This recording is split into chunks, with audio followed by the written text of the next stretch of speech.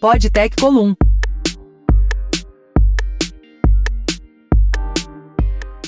Olá pessoal, estamos começando o terceiro episódio do Podtech Colum. Eu me chamo Marissa e hoje, junto com a Beatriz, a gente vai bater um papo com a nossa convidada maravilhosa, Celiane Cabral, sobre relações interpessoais na escola. Olá pessoal, me chamo Beatriz. Primeiramente, gostaríamos de agradecer a nossa coordenadora e orientadora Ludmila por nos ajudar a criar esse projeto incrível que é o Podtech Colum. E a todos que estão nos apoiando, como Marcos Kanagawa e a Linda, ex-aluna do Colum, que está nos dando todo o suporte necessário. Quero agradecer também ao Silo, que nos ajudou na criação dos roteiros e está sempre se disponibilizando para tudo. E também agradecer a nossa maravilhosa Celiane, que aceitou o nosso convite para bater um papo sobre relações interpessoais na escola. Podtech Colum. No episódio de hoje, a gente vai conversar um pouco sobre como é as nossas relações com outras pessoas, em especial no ambiente escolar, porque a gente sabe que não é fácil conviver com várias pessoas de personalidade diferentes, justamente por conta dessas diferenças que existem no âmbito escolar. Eu sou a Celiane Cabral, sou psicoterapeuta e quero dizer para vocês que é um prazer enorme poder estar aqui hoje com vocês, dividindo um pouco desse conhecimento que é tão importante. Agradecer também aos ouvintes, né? Essa galera que está aí atrás de informação, de conhecimento. Falar de relações interpessoais, né? Assim, principalmente voltada ao âmbito escolar. A realidade, que eu estou com duas jovens aqui maravilhosas, né? Eu sei também que esse público tem muita curiosidade sobre essa convivência. Uns para com os outros. Isso dentro do ambiente escolar cada vez fica mais desafiante.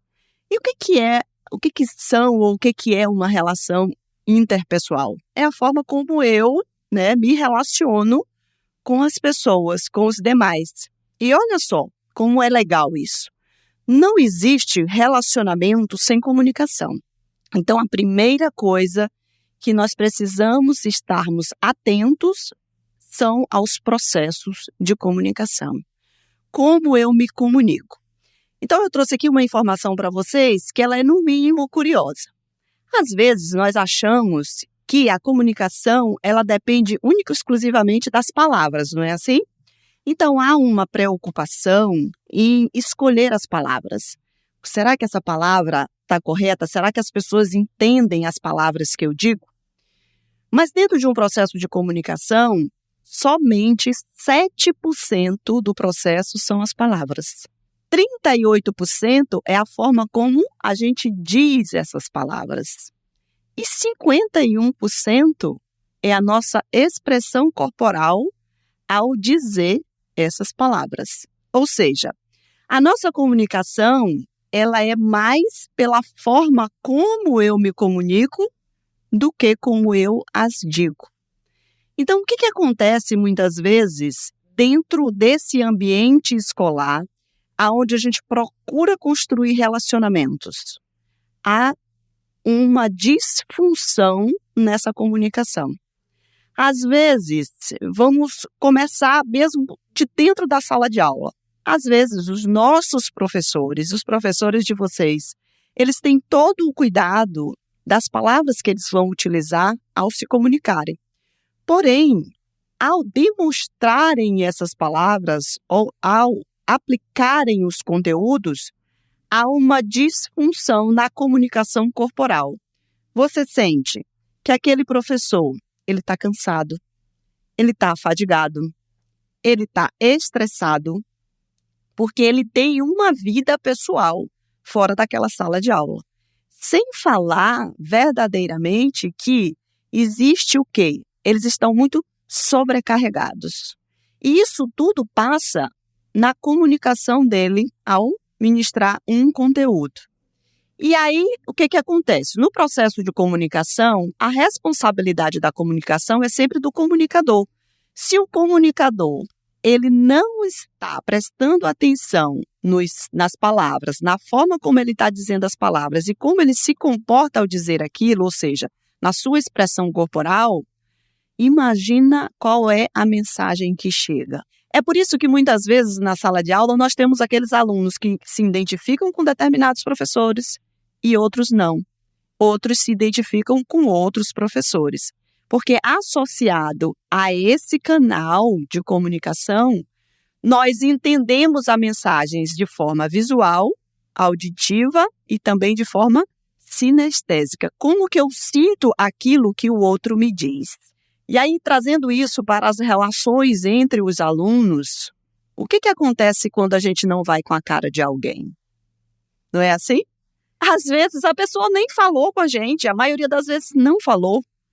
Você não tem um contato com essa pessoa verbal, mas a expressão corporal daquela pessoa, a forma como ela se comunica corporalmente, cria em algumas pessoas uma repulsa. E quando você chega perto daquela pessoa, que você ouve aquela pessoa, você entende da vida daquela pessoa, você diz assim, né? Nossa, eu te achava tão chato, né? Eu te achava tão chato. Então, há aí um bloqueio nessa comunicação. E aí, o que acontece? Com esses ruídos na comunicação, a gente seleciona as pessoas com quem a gente quer se relacionar. E ao selecionar essas pessoas com quem a gente quer se relacionar, a gente não tem elementos reais. E aí começa a criar os grandes conflitos nas relações interpessoais, nesses relacionamentos.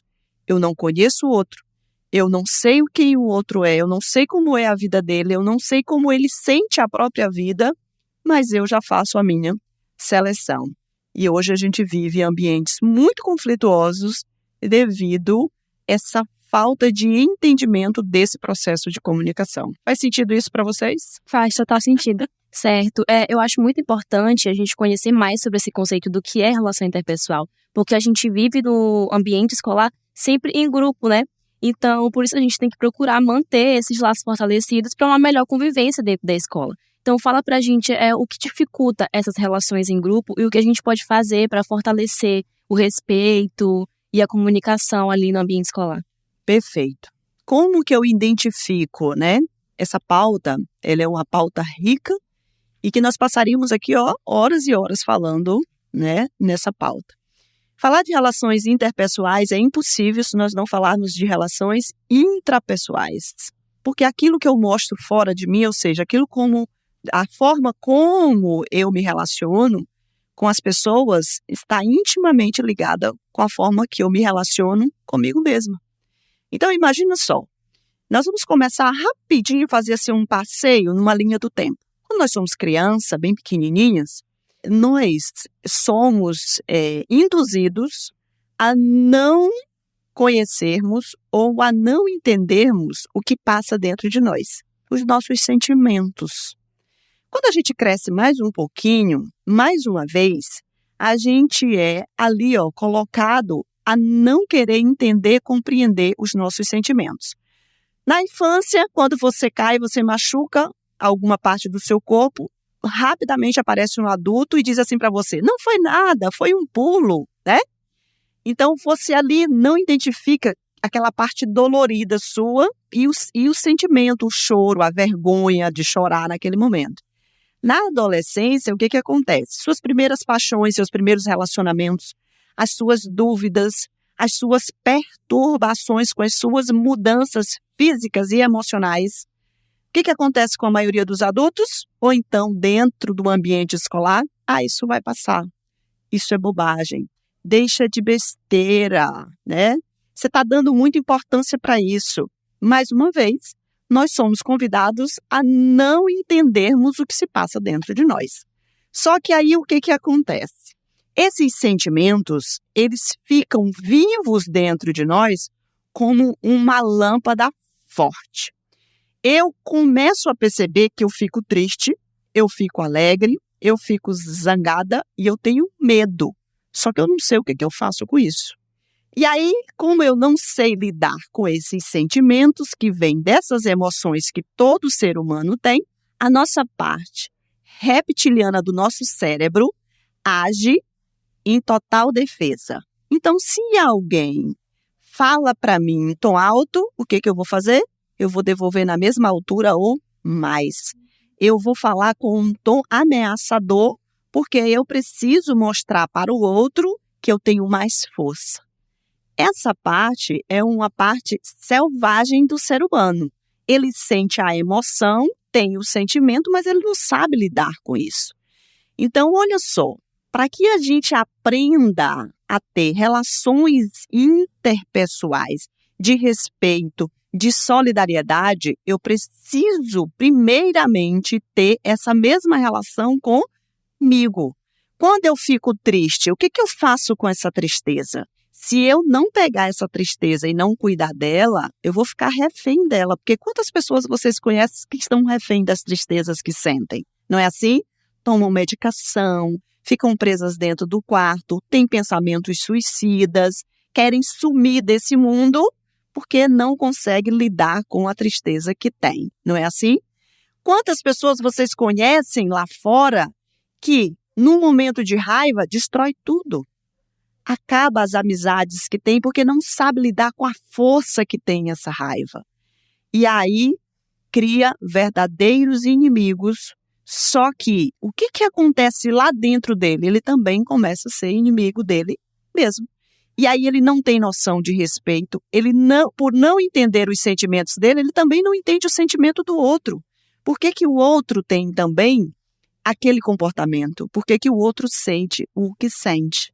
E aí nós vamos falar de quê? Nós vamos falar do medo. Quantas vezes você, por medo, você paralisou, deu branco nas provas, você não quis ir lá na frente apresentar um trabalho, né? Você falou para todo mundo que você é tímido, que você tem vergonha de tudo. Tudo isso são consequências de não entender e não compreender o que o medo faz de positivo para a nossa vida. Todas as emoções, a raiva, a tristeza, o medo e a alegria, elas têm uma função positiva na nossa vida. E a gente precisa saber que funções são essas. E aí diz assim agora para mim, Celiane, então quer dizer que a raiva, a tristeza e o medo são tudo ruins e de bom a gente só tem a alegria? Depende. Não existe sentimento bom ou sentimento ruim. Não tem emoção boa e emoção ruim. Tem o que a gente faz com essa emoção ao estar sentindo. Quer ver uma coisa? Quando você está alegre, feliz, você também pode comprometer a sua vida diante dessa alegria e dessa felicidade. Quantas pessoas vocês conhecem que por um momento de alegria bebeu muito, estava sendo feliz, não estava?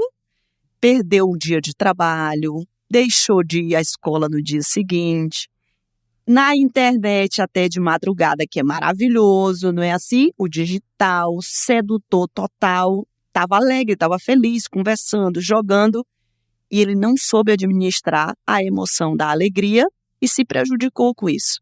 Então, olha só, não tem emoção boa e emoção ruim, tem a forma como você lida com isso.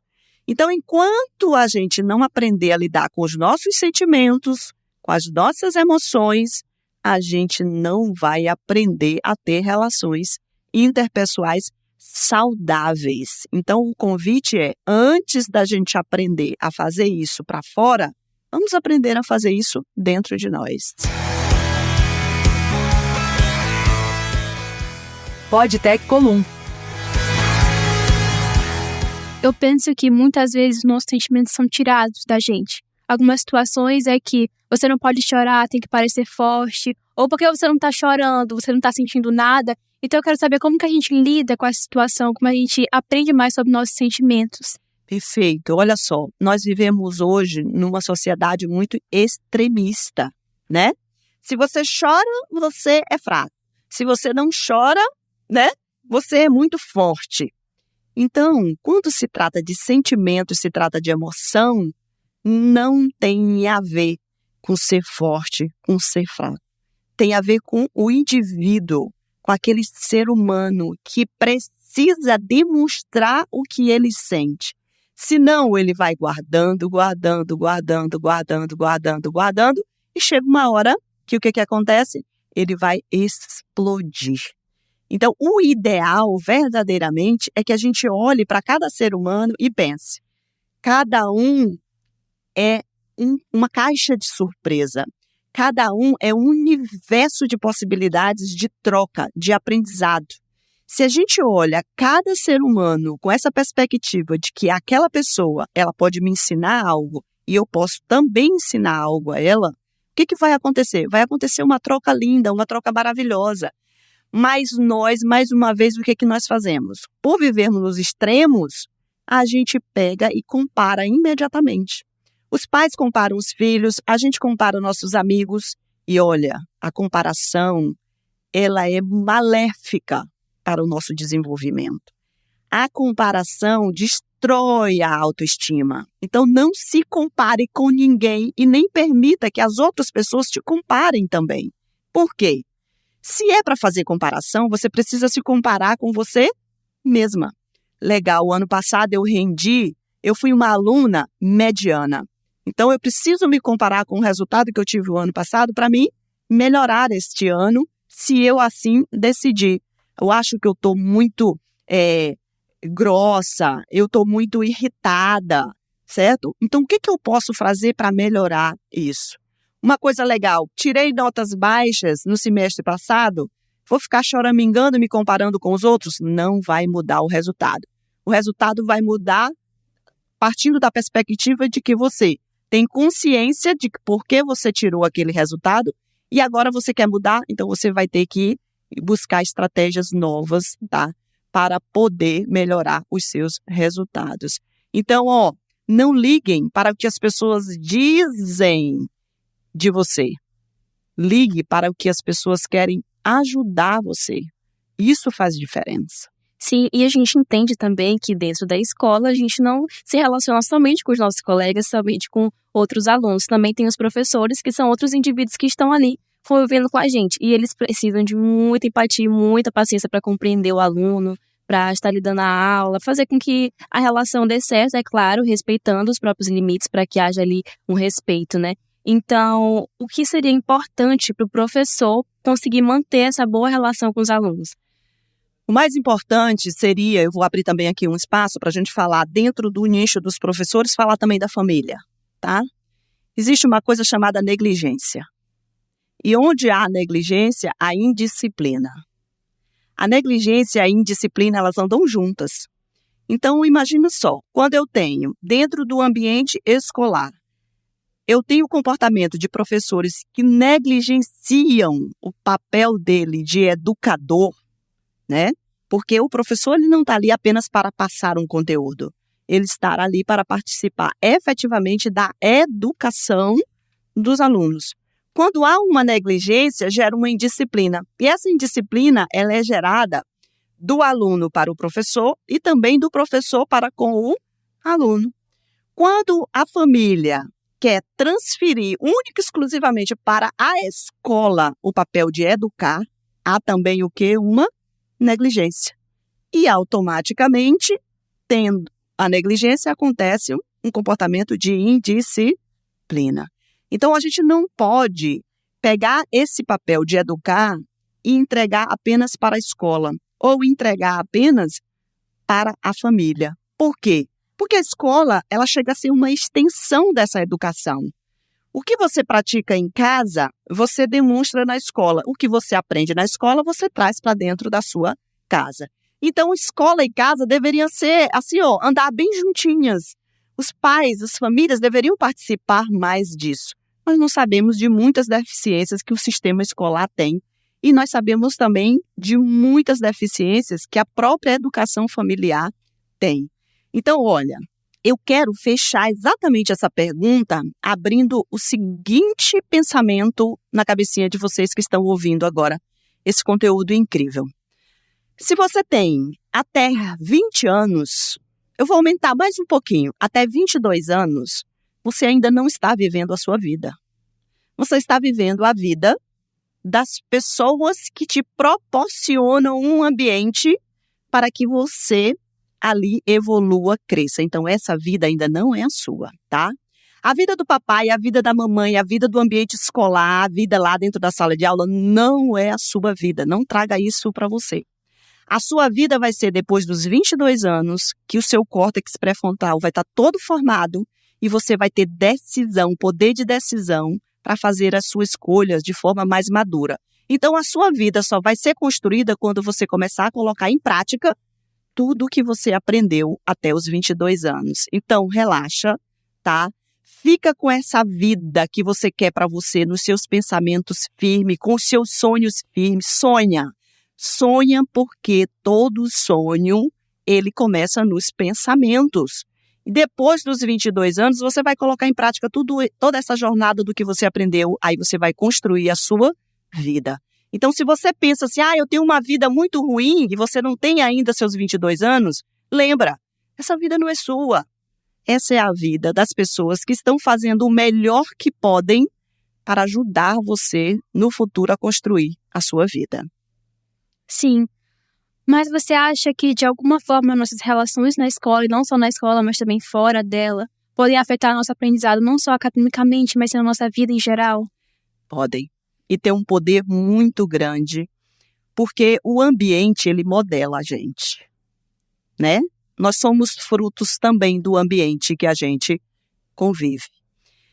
Então, se você quer, dentro do ambiente acadêmico, você quer tirar notas melhores, você quer ser um aluno melhor, você precisa se juntar verdadeiramente com quem já faz isso, tá? Não dá para você chegar nesse resultado, ou você até chega se juntando com quem está no mesmo nível que você ou abaixo de você dentro da área acadêmica. Por quê? Não tem coisa mais injusta do que a gente tratar os desiguais igualmente. Então, dentro da área acadêmica, para a gente falar de justiça, seria tratar os desiguais desigualmente.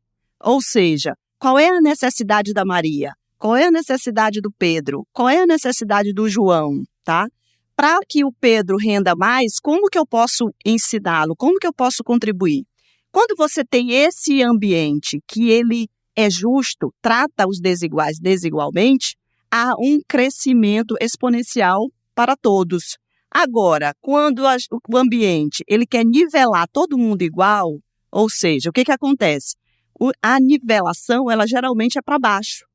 Então, deixa todo mundo ali naquele mesmo nível. Então, tá presente dentro desses ambientes que são ambientes, lembra do sonho? Sonha. Ambientes que estão correspondendo aos seus sonhos, vai te proporcionar, com certeza, você melhorar os seus rendimentos. E essa história que alguns adolescentes acreditam de que, não, mas eu ando nesses ambientes, mas eu não sou assim. Mas você está propício a ser, tá? Quando a mamãe da gente diz pra gente assim, diga com quem andas, eu te direi quem tu és, isso não é 100% verdadeiro, tá? Porque nós não somos seres exatos. Mas tem uma grande chance de você se tornar aquilo de acordo com o ambiente que você frequenta. PodTech Colum.